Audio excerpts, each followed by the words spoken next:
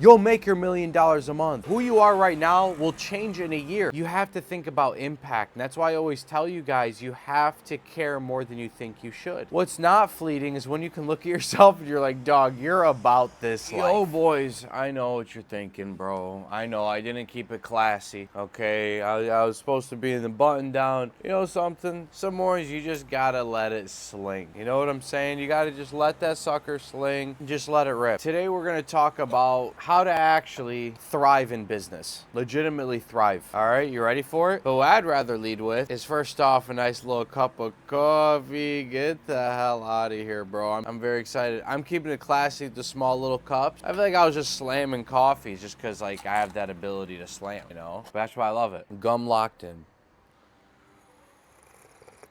Sip of coffee. Truthfully, the biggest issue I see amongst business owners is putting the cart before the horse. Listen, dog, you ain't got that kind of game to start thinking about stuff. Everyone loves talking about things way down the line. These are ideas. All right, implement it today. To thrive in business, you need to remove your need for a result. You have to. Because focusing on a result, let's say you're a business owner and you're like, man, you know, I really want to get to $20,000 a month. And you just believe that number is so important in your head. I want that number. I want that number. I think a lot of times it puts you away from the thing that you need to be in, which is the now. Any mental model that you choose to adopt better serve you in the now. When I see people being like, I want to scale to, you know, $1 million a month or $100,000 a month or $10 billion a month, whatever. You know, I'm not here to tell you what your goals are, but I think those are really dumb goals to have if they're monetarily attached. Because no matter what, you start to build that number up more and more and more, and then that number starts to have power over you. And then you start playing mental gymnastics around that number and how it's not even that big of a deal. It's a big ordeal, and it's really tough. Once it gets its hooves into you, it's really hard to get out. And I've realized this for myself, not being attached to the number and the impact. You'll have the number and more. That's what I love about business. It's actually probably, other than sports, the one thing that's just based on complete merit, your ability. Because the reason why I say more than sports is sports, no matter what, it's the same game. Some people might get opportunities, right, because of whoever, you know. But in business, you know, there's people that can raise money because of the people that they have, but that's a part of it, right? Like there is an element of luck of who you know in terms of those guys that choose to raise capital versus build capital. But in terms of monetary business, like we're talking about business,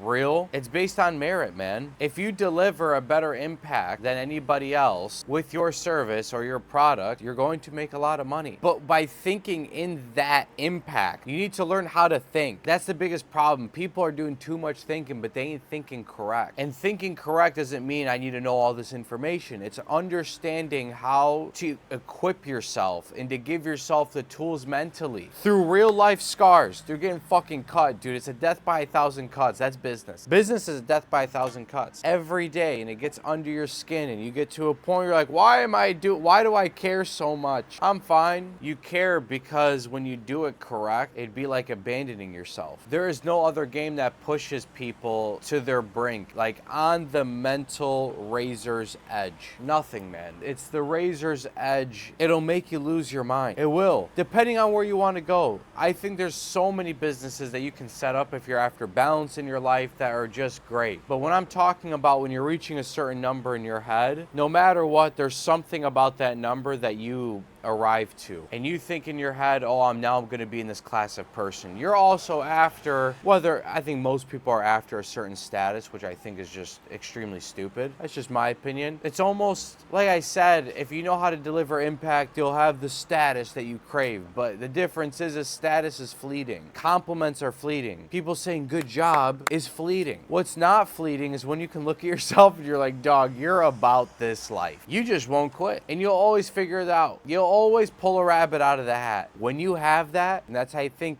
how everyone else should be thinking is, if you got wiped back down to zero, how quickly could you get it all back, and even 5x kind of deal. I always thought about that, like amongst, the class of greatness of entrepreneurs. I bet you if we wiped them back down to zero and they actually didn't have like a following or anything, they could build it probably back up in a year. Because there's certain fundamental things you learn that you're like, oh, you just instill this and you got to do this. Oh, this month's gonna suck. You get what I mean? Like, the roadmap is clear in your head. It still sucks. But what makes you actually grab solace in this process is that you know it sucks and it's not something everyone else is willing to do. And what else is not everyone's willing to do is lose their minds for the sake of the impact that you can deliver. Content is no different than business. When you're on camera, you want to deliver something that genuinely rings true to the type of person you want to speak to. When you're in business, you genuinely want to sell something that's going to genuinely positively impact the person you are selling to where the dollars that they paid you, these pieces of paper that are fake, truthfully, they're just fun coupons. It's funny how I look at money now that I've gone to different countries, like starting off in the States my whole life, and then going over to Turkey for a little bit, then even going to Lebanon, and then now here in Albania. You look at cash, and you're just like, these are just like fun coupons, man. Like these stupid pieces of paper, but like, that's how we have to do stuff, right? But I say this to tell you, that piece of paper they're giving you, they'll thank you for it because you are delivering something that's way more impactful than this piece of paper that was in their pocket collecting dust. You have to think about impact, and that's why I always tell you guys, you have to care more than you think you should, because that person is consuming the thing that you're creating, and you want to make sure that through that consumption, it's actually allowing them to feel full. And that's where it's tough, because it's like there's products that are just purely consumer based, like Amazon, for example. No matter what, Jeff Bezos delivered heavy impact on human culture. Do I think it was for the worst? I might. But a guy like Jeff Bezos, think about the impact that man delivered. No matter what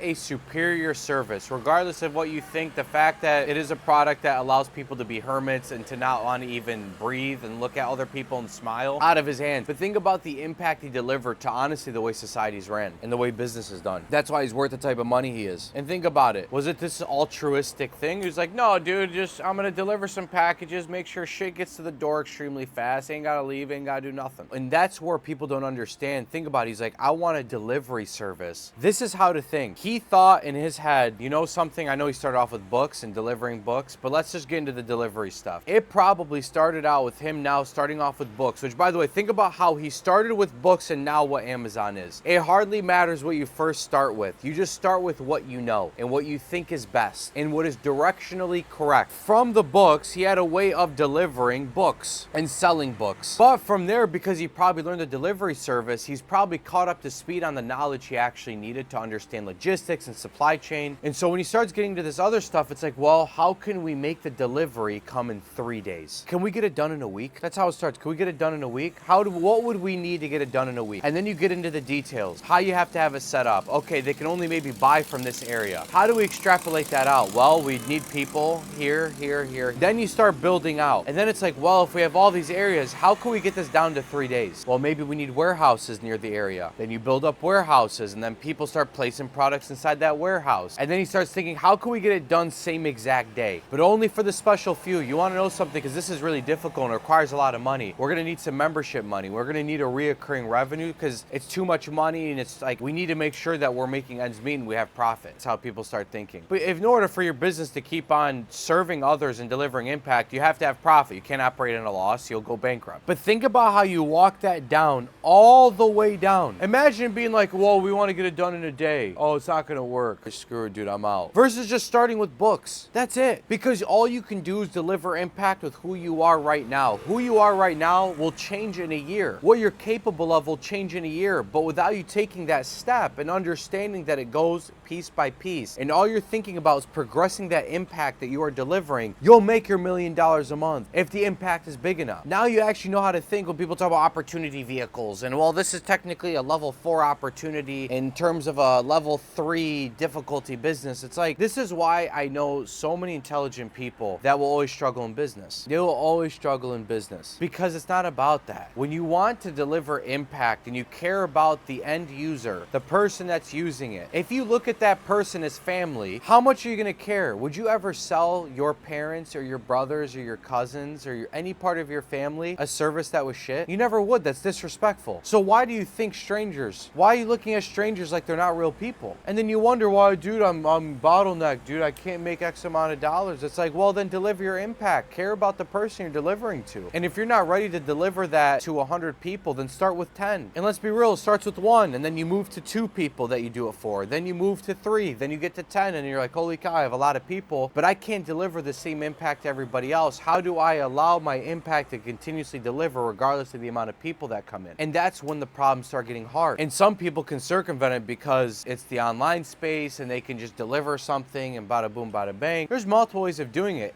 For me, it started off with selling a workout program that was personalized to someone. And then when I got the same question over and over again, I'm like, dude, I'm just gonna make this comprehensive shoulder guide that's gonna go into everything. That way it has everything for everybody. No one's willing to do that part where they give a shit. Not even using ChatGPT. I wrote out every freaking word. Yeah, like a psychopath. I wrote out everything, but because of how much I give a shit. I wanna make sure I give them all the information, all the anatomy, how I think of everything. That's the vehicle for business. That's what makes me laugh when people are like, oh yeah, like they don't get it. Why do you think you can hear about 25 different businesses that all sound so different? The person that made this might consider themselves an artist, but this is a business. The person selling these coffee grounds might be considered a farmer, but he has a business. Business isn't this fancy thing where someone's in a freaking tie and they're like, yeah, dude, so like, this is how we optimize for lead flow generation. And then we want to make sure that we're optimizing LTV for the sake of that stuff figures itself out once you care about delivering impact, because the more impact you care to deliver, depending on the vehicle you're delivering in it, the more you'll have to adjust prices because it'll require too much time. And that's when it starts becoming a real marketplace and your prices are actually fairly charged. And that's where a lot of people now are going to this thing where it's like, just charge higher prices. Like, yeah, for sure you could do that. But to me, if I'm charging higher prices, I better be really freaking good at what I do. And honestly, when it comes to anything, what's nice is I could pick so many different businesses and I would thrive in them at this point because I just know how to think. And I talk to people all the time. I'm always communicating through text, in person. Well, in Albania, it's like broken English, but like on the phone, you know what I mean? And so you just understand people because you talk to them and you listen. The best talkers are the listeners. This is the irony. The best business people are the people that care about delivering an impact to you. That's it. That's what it comes down to. So for you to think about a number in your head that you want to reach is first off taking you away from the one thing that matters, and that's the now. Just being where your feet are at and caring about delivering as much impact as I possibly can right now in this moment today. And I promise you, you're going to run laps around everybody in business. I guarantee it, because it forces you to be realistic about how you can deliver impact. Not what you want people to see you as, but based on who you are as a person, what is the best first step that I can take to then be able to progress? Remember, a guy like Jeff Bezos started off by selling books and now look at what he's doing. That's the point. Anyways, appreciate watching this video. Hope this is well worth your time. Coffee Talk down the hatch, absolutely on fire.